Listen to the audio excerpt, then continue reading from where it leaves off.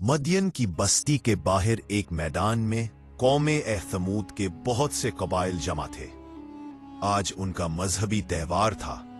सबने अपने अपने कबीले के बुत इस मैदान में सजा कर रखे थे।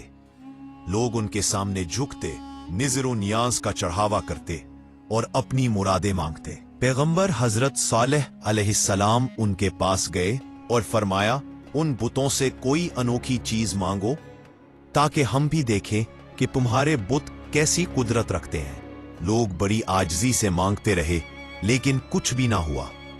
आखिर वो आजिज होकर बैठ गए। फिर हजरत सालेह अलैहिस्सलाम ने फरमाया, अब तुम जो कुछ कहोगे मैं अपने रब के सामने हाथ फैलाकर मांगता हूं, उसकी कुदरत को भी देखो, वो अपने खास बंदों पर कितना मेहरबान है।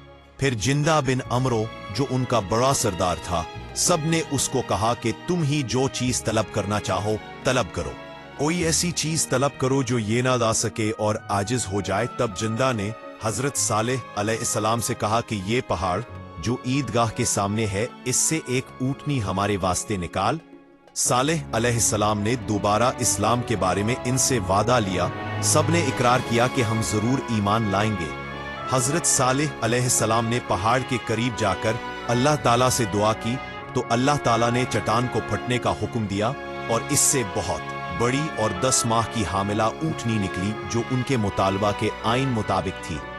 जब उन्होंने सवाल के मुताबिक ऊँटनी देखी तो उन्होंने इसे अजीमुश्शान मामला, हेबतनाक मंजर, कुदरत आलिया का नमूना, कतई दलील और रोशन पाया। इसके नतीजा में बहुत से लोग ईमान लाए और अक्सर कुफ्र व ज़लालत पर अड़े रहे।